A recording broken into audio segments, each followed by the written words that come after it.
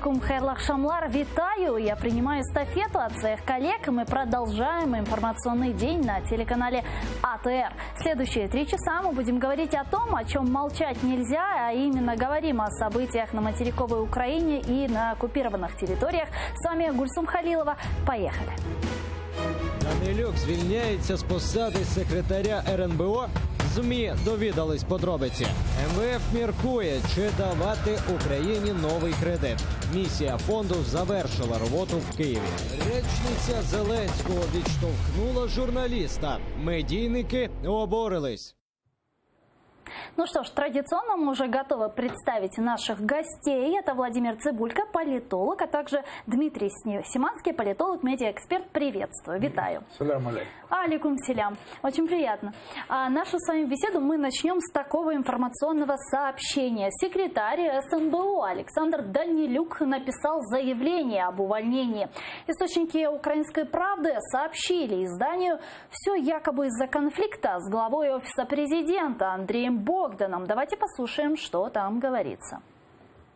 Секретар Ради національної безпеки і оборони Олександр Данилюк написав заяву про звільнення через конфлікт із главою Офісу президента Андрієм Богданом, який триває вже кілька місяців. Про це «Українській правді» повідомили джерела в оточенні глави РНБО. Зокрема, Данилюк не зміг змиритися з методами управління в стилі Богдана. Ну что ж, как вы считаете, в чем кроется причина действительно заявления Данилюка об увольнении?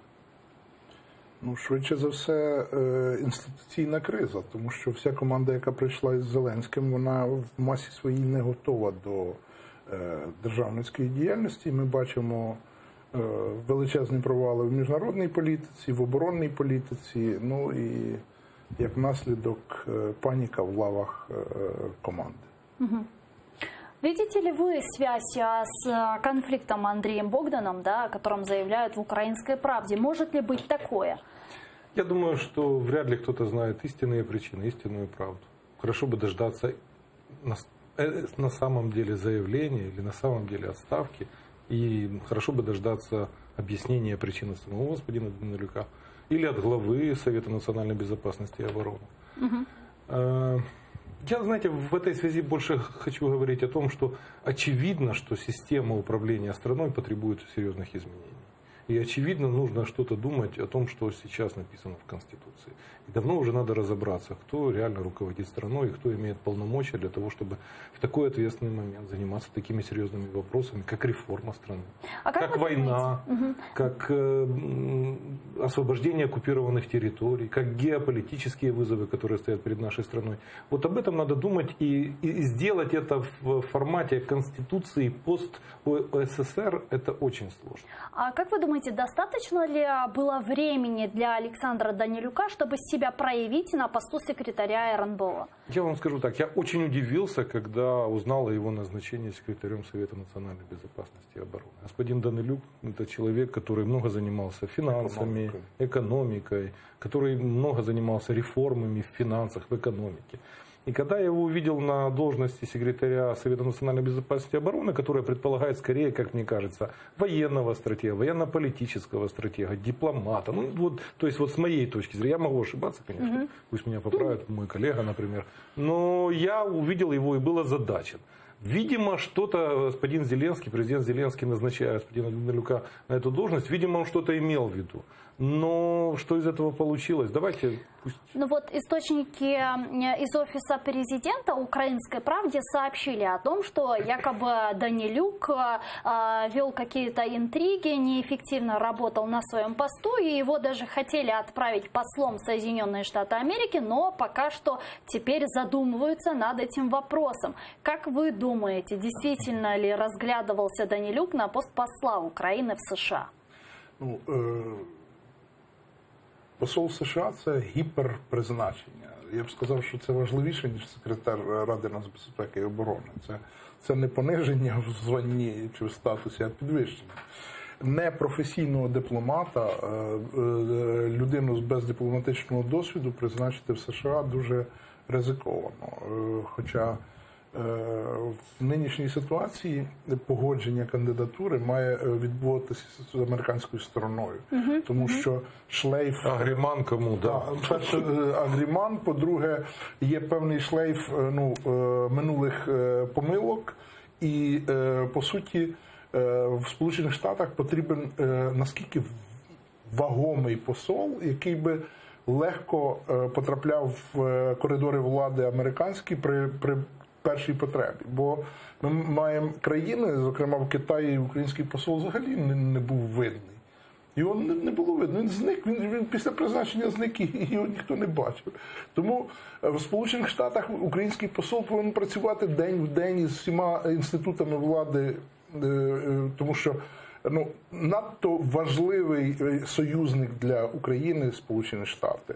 Це і безпековий спонсор, це і енергетичний спонсор, тим більше, що в світлі цього меморандуму американсько-польсько-українського про так зване енергетичне міжмор'я, інтенсивність стосунків між США і Україною і Польщею має тільки зростати. У нас вообще с послами интересная история. У нас, если не ошибаюсь, в Саудовской Аравии даже посол Украины в Саудовской Аравии не мусульманин, учитывая ментальность Саудовской Аравии. Да? И давайте все-таки перейдем к следующей теме. У нас вот премьер-министр нашей страны Алексей Гончарук успокаивает нас, что финансовое сотрудничество с МВФ все-таки продолжится и никаких проблем там нет. Давайте послушаем премьера.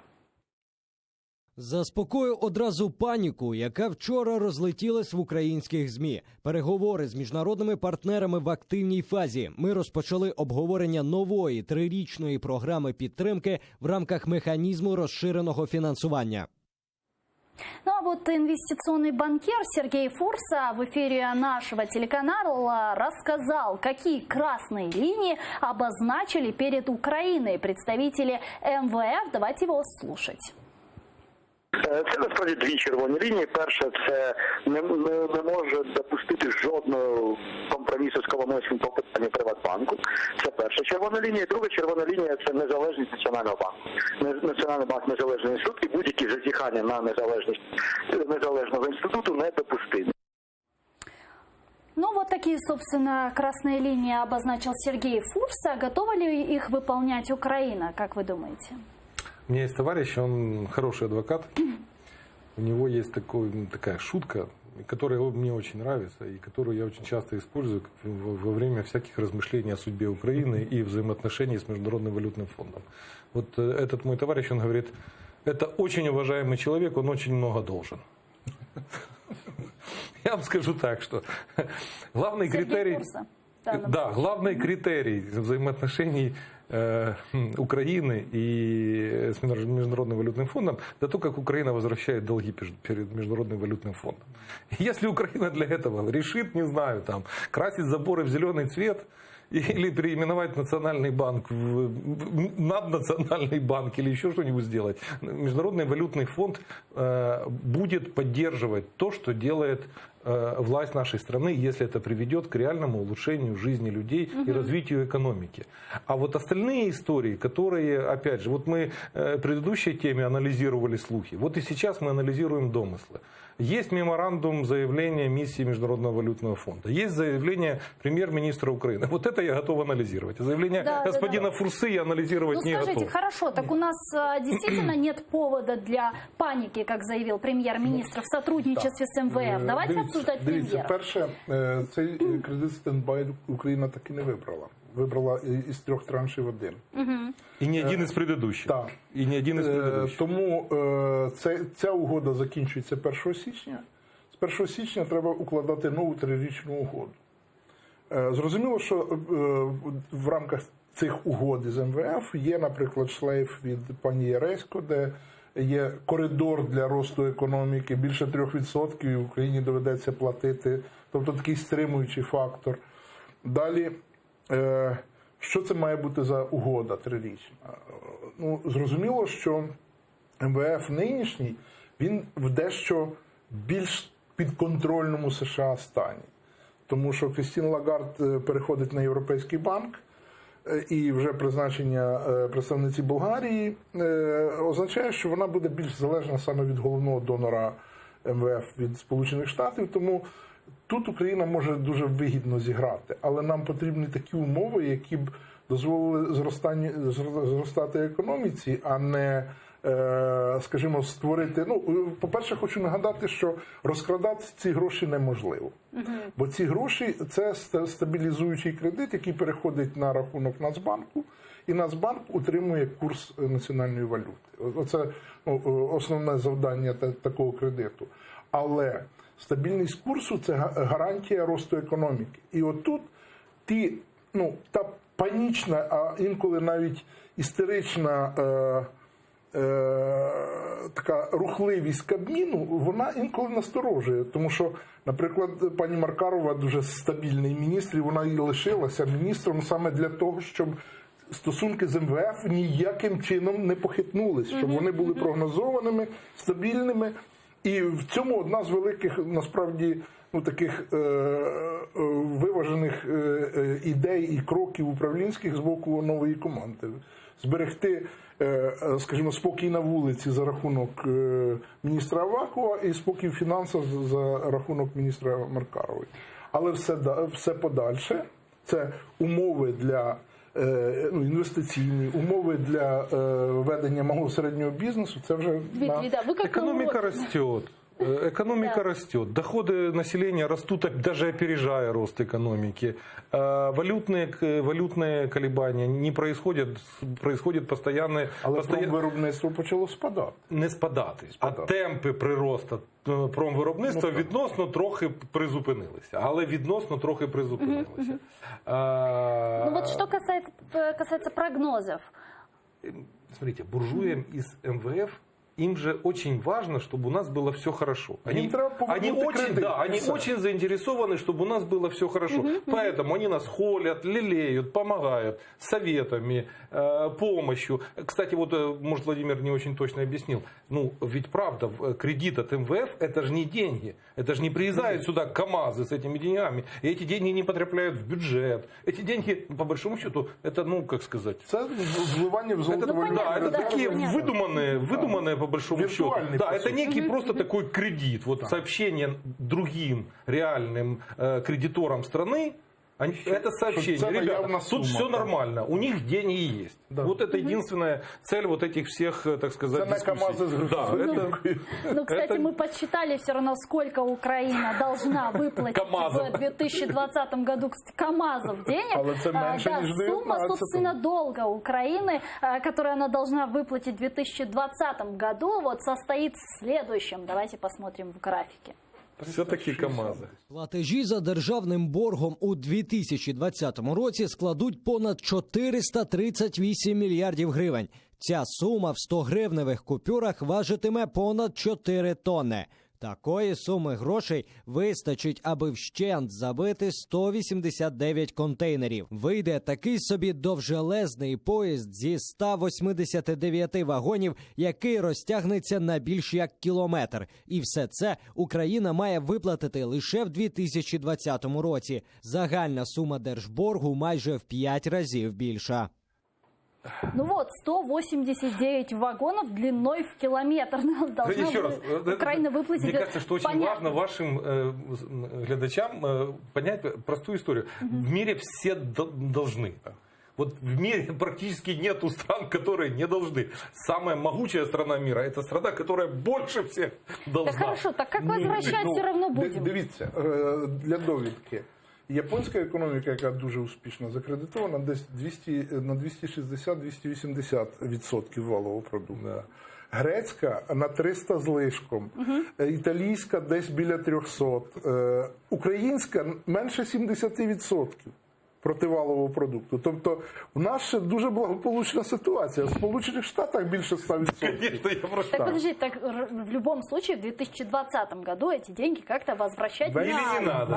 Или перекредитуем. То есть, подождите, мы берем деньги у МВФ, чтобы отдать деньги МВФ. В следующем году так... Знаєте, мене більше тривожить піраміда державних позик, які зараз, облігації державної позики, ОВГЗ, які, це вже, по-моєму, 90 мільярдів гривень сягнули. І там відсотки взагалі зашкальні, тому що дешевших грошей, ніж в МВФ, в світі нема. Ну, ще в ісламських банках є дешевші, але Україна поки не навчилась користуватися тими ресурсами. Давайте перейдем к следующей теме, которая также связана с этой историей, потому что в парламенте зарегистрировали законопроект о рынке земли. Ну и давайте посмотрим, что, собственно, этот законопроект предусматривает. Законопроект про ринок землі передбачає з 1 жовтня 2020 року скасувати заборону на відчуження земель сільгосппризначення всіх форм власності. Проект також визначає, хто може володіти земельними ділянками – громадянин України, територіальні громади, держава, юридичні особи України та іноземні громадяни і особи без громадянства в разі набуття в порядку спадкування. Крім того, встановлюється мінімальна стартова ціна продажу земельних ділянок. Обмеження не допускають набуття у власність більш як 15% сільськогосподарських земель області та 0,5% земель України. Ну вот, собственно, мы посмотрели, что предусматривает законопроект о рынке земли. Вы не видите связь между МВФ и вот с нынешним представленным законопроектом, потому что ведь многие эксперты в том числе и говорят о том, что МВФ требует от Украины открыть рынок земли, принять максимально дискриминационный трудовой кодекс, поднять тарифы и так далее. Так может мы открываем рынок земли для МВФ, выполняющего требования? Ринок землі – це, скажімо так, переведення землі в статус банківського інструменту. І не більше. Насправді, сірі схеми в Україні давно працюють, і в Україні консолідовані. Є холдинги, які консолідували, найбільший холдинг консолідував 600 тисяч гектарів. Да. Розумієте? Це означає, що в нас помер 1 мільйон громадян, власників паїв, і люди перед смертю могли б хоч ліки купити на проданий від паю. Тепер от найбільша інтрига буде, і я думаю, що якраз найбільші скандали будуть із тими спадщинами, які чиновники викрадали в людей. Вот владелец агрокомпании Александр Мирный выразил нам в свое время мнение по поводу открытия рынка земли. Давайте послушаем, что он сказал. Я не є категоричний противник продажу землі. Але ми маємо чітко зрозуміти, що не можна ставити знак рівності між, наприклад, автомобілем і землею і казати, що якщо я можу продати автомобіль, то я повинен мати право продати землю. Тому що автомобіль фактично ти зробив, тобто це було створено. Що власник землі зробив для того, щоб ця земля з'явилася? Нічого абсолютно. Він прийшов на цей шматок землі і він піде. Ну вот, собственно, Александр Мирный говорит о том, что земля это бесценна, и если машину можно сделать, продать, то землю нельзя. Что вы думаете? Среди прочих чудовищных злодеяний, которые сотворил коммунизм и Российская империя с Украиной и украинцами, одно из самых страшных это то, что у людей забрали привычку собственником, умение быть собственником. Понимаете? Люди, которые сейчас в селе выступают против рынка земли, это или безумцы какие-то, я не понимаю, как может крестьянин, которого имеется свой пай, и он при этом выступает против рынка земли. Или это безумцы какие-то, или это люди какие-то запуганные, дезинформированные. Я не знаю, что с этими людьми могло произойти, которые, вот смотрите, если бы ваш пиджак котировался бы на рынке, он бы просто автоматически стал стоить дороже. Пока он лежит у вас в шкафу, и вы не имеете права его одевать по пятницам, ваш пиджак стоит дешевле. Это несложно. То же самое происходит с землей, то же самое происходит с любыми другими инструментами экономики. Земля ли это, машины, оборудование, интеллектуальная собственность и так далее.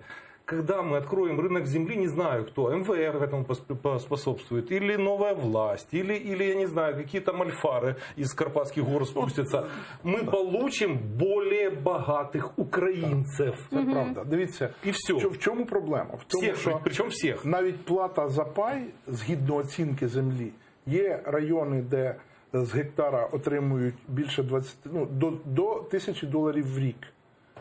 25, 26, це багаті села. Де висока оцінка землі. Бідніші землі. Але в масі своїй селяни отримують 2 мішки полови або зерна непровіяного і 1000 гривень.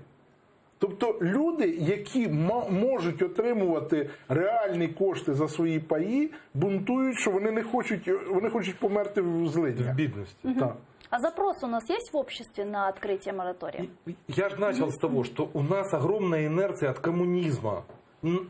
Тех, у моего прадеда было 200 десятин, 4 мельницы, 40 повозок было. У моего прадеда, я знаю, где эта земля.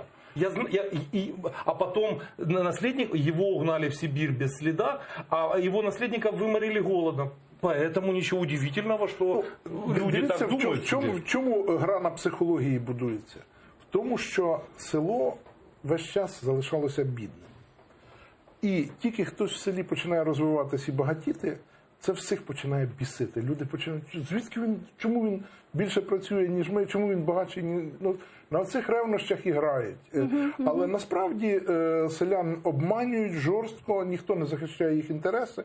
І той ринок землі, який сірий існує, уявіть собі, чиновник, наприклад, голова райадміністрації, за переуступку оренди паю отримує $500 за гектар. А скільки селянин отримує? А сколько таких гектаров? Так, ну, в районі це може бути 6 тисяч гектарів одноразово консолідований великий актив, масив земельний. Переуступається від одного фермера-орендаря до другого. Чиновник отримує на цьому гроші, селянин на цьому нічого не отримує і ходить з плакатом і бунтується «Я проти ринку землі». Да. И вот, завершая эту тему, все-таки возвращаясь к моему первому вопросу, снятие моратория на рынок земли связано с требованиями МВФ? Нет. Нет. Ваше мнение? Насправді відкриття ринку землі здатне посилити економіку на 2-3% валового продукту. Спасибо. И переходим к следующей теме. Пресс-секретарь президента Украины Владимира Зеленского Юлия Мендель оттолкнула журналиста, когда тот пытался задать вопросы президенту. Давайте послушаем, посмотрим, собственно, как это было.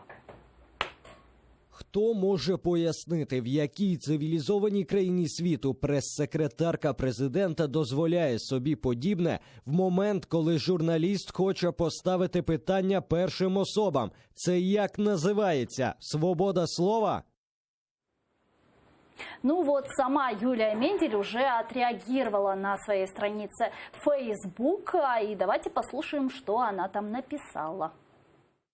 Можливо, мої прохання дещо не дотягують до високих стандартів, але й Сергій Андрушко не найгалантніший джентльмен. На відео видно, що я його не штовхала і не кидалася, а зупиняла. Хочемо цивілізованої поведінки, давайте на цивілізоване ні, не накидатися на делегацію заради красивої картинки.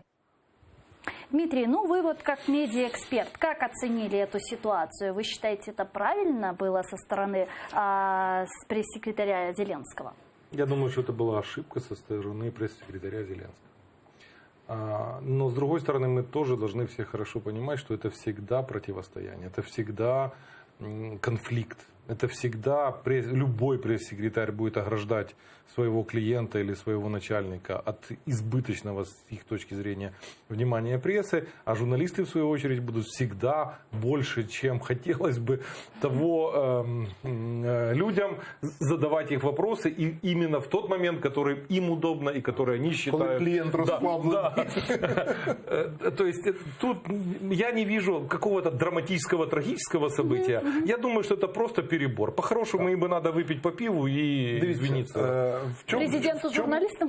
В чому логіка співробітників різних інституцій? В тому, що є канал комунікацій, прес-служба, і будь-який журналіст звертається в прес-службу, прес-служба організовує або брифінг, або інтерв'ю, ну, тобто той жанр, який потребує замовник, скажімо. Да. І в даному випадку будь-який службовець, керівник прес-служби інституції, чи це міністерство, чи там Офіс президента, чи будь-що, він пробує все-таки відстояти своє право той краник комунікативний відкрити чи прикрити. І це завжди супроводжується персоналістськими конфліктами. Журналістика це дуже персоналізована сфера, особистісна така сфера спілкування. Ну вот, продолжая эту тему, вчера... Я Сережу, подождите, чтобы вы понимали, я Сережу знаю лет 20, да и Володя, наверное, тоже. Он всегда в таких ситуациях. Вот он два раза в год он попадает в такие истории. Хайп, профессийный Ну хайп. вот что касается хайпов, вчера в эфире телеканала АТР в Prime Скрипин генпродюсер телеканала ЗИК Наташа Влащенко показала ведущему средний палец. Почему, собственно, и давайте посмотрим, как это было. Я звернув увагу, що ви запрошуєте певних персонажів, які вам забезпечують хайп. А я деяких цих персонажів би ніколи в житті не відпустив би на гарматний постріл до себе. Дає, цифри дає, знаєте. Рома, я ніколи не буду але радитися. порно дає більші цифри. Насправді, от перегляди порно – це взагалі фантастика. Не знаю, не дивилася. Ну, я вам можу прочитати цілий практикум про те, як порноіндустрія взагалі зробила можливим стріми, скайп і так далі. Ви це, напевно, знаєте, так? Так от порно весело задорно, розумієте? Це ви хочете порівняти? Звісно, я буду порівнювати. Якщо ви, як менеджер, жорстка і для вас рейтинги номер 1, то ясна річ, що якщо гнатися за цифрами, можна в будь-який спосіб гнатися за цифрами. А можна і голову на цьому зламати. Ну, Ром, ви ж теж, і самоспалення ви зробити. теж собі досить багато дозволяєте, коли гоните за цифрами. Хіба не ви покійного чи тебе запрошували? І дуже багато інших людей. Ви ж це теж робили. І заради хайпу робили. І оце робили в ефірі теж заради хайпу. Так що давайте не будемо про хайп. Ну, собственно, Влащенко вот так показала средний палец Скрипину в том числе. Ну вот, Дмитрий, как вы считаете, хайп на телевидении, он в нынешних наших реалиях нужен ли? Насколько он Или вы приемлем? будете хайповать, или вы проиграете современным другим средством массовой То есть коммуникации. это закон телевидения в нынешних реалиях хайповать? Мой младший сын может открыть свою YouTube-страничку в течение, там, не знаю, 5 минут, и если тот контент, который он будет производить, будет интереснее, чем сигнал канала АТР, то на YouTube-канал моего сына подпишется больше людей. Извините, что я сравниваю с вашим каналом, я очень люблю и с сантиментами отношусь к вашей работе, но мир жесток, конкуренция чудовищная. В нашей стране, мы с Владимиром встретились, начали об этом говорить, чудовищная конкуренция между средствами массовой информации. У нас слишком много телеканалов, у нас слишком много других изданий, у нас каждый день 200 новых интернет-изданий регистрируется. У нас соцсети превратились вообще в какой-то вулкан, который постоянно продуцирует коммуникацию. И поэтому или вы будете хайповать вместе со всеми, или вас затопчут и не заметят вашу скромную могилку у дороги. Ні, ну, факт показати, це ж... Сейчас это уже... Давай вдвох. Нет, не можем. Журналистика реальная на телевидении Влащенко сегодня могла б Топлес, интересна? наприклад, вже в рейтинги пішли. Або Скрипін А Топлес. Скрипін, ну, не Топлес, а низ Мы лес. сейчас вам тоже рейтинг сделаем. Ниже пояса лес. Возвращаясь к теме хайпа и журналистики, да. Ні, ми Так, а з как же Дмитром не можемо на цьому столі потанцювати, бо ми лобом будемо впиратися. Мы слишком крупные, понимаете, оба. Да, я думаю, Але что ми да, б рейтингу додали. Возвращаясь к хайпу и возвращаясь к журналистике, так подождите, а реальная настоящая журналистика на телевидении Она уже не умирает, она интересна, везде она умирает. Она умирает. там. Сегодня последний выпуск газеты «Сегодня» вышел. Это была самая крупная и единственная, в какой-то момент единственная общенациональная газета. Ви знаєте, Нету. в чому страх ситуації? В тому, що помирає журналістика факту, а заповнює весь простір журналістика емоцій. Интерпретации. І емоцій. І будь-яку дурню, яку спікер висловлює дуже емоційно, жестикулює і там корчить Топлес. морди, топлес і низ лес, чи дух лес, вона зразу заходить слухача швидше. І що найдивніше, от ми всі дивувалися феномену виборця Зеленського, а в тому, що там частина виборців просто протестні, а частина виборців просто балдіє від подачі самим Зеленським будь-якої інформації. І вона не задумується, що цю інформацію потрібно ще верифікувати. Все, що вилітає з вуст певної персони, частиною фанів сприймається як абсолютна істина. І з цим треба миритися. Так, Я бы ну, хотел сказать, что украинская власть, я традиционно дискутирую с господином Цыбульком, украинская власть просто в ряду других нынешних политиков, потому что посмотрим Трамп, Джонсон, да и Макрон, да и итальянцы эти все. Виборча кампанія Трампа, другая політика. 57% твіт-повідомлень в ході виборчих перегонів Трампа були фейковими. 57%. І це хавалося, тому що це з вуст Трампа. Вот.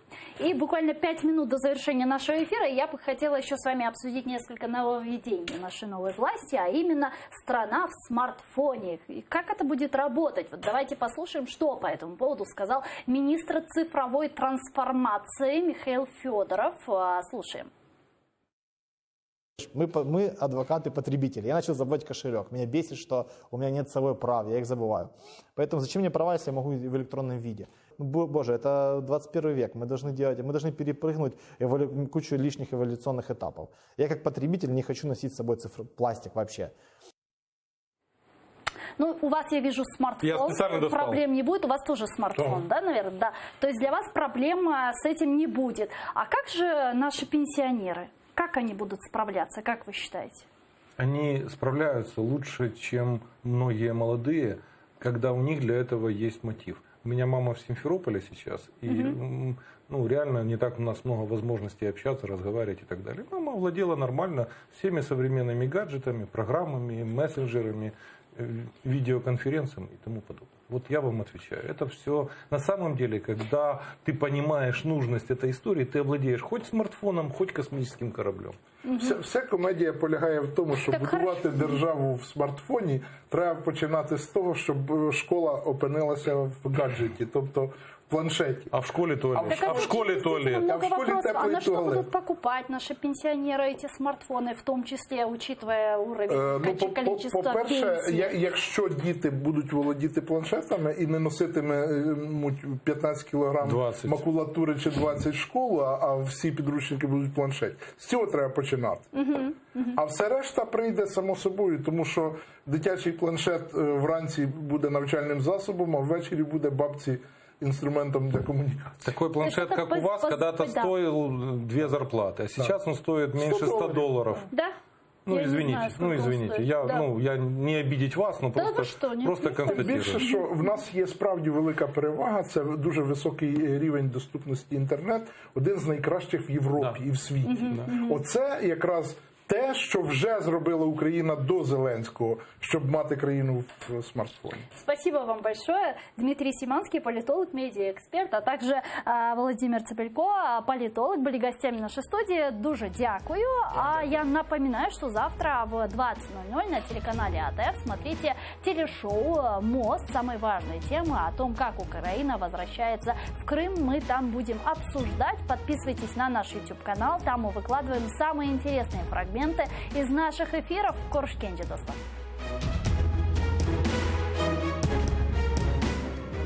Росія з вторгненням на територію України порушила всі 10 хельсинських принципів, на яких базується ОБСЄ. Любого берут и говорят, хотите что-то сказать, хотите выступить? Очередь из российских пропагандистов уже стояла. Говорят, Крым, Россия и так далее. Почему на это идет Европа? На сьогоднішній день більшість ОБСЄ представників є проросійські. ОБСЄ руководиться Кремлем?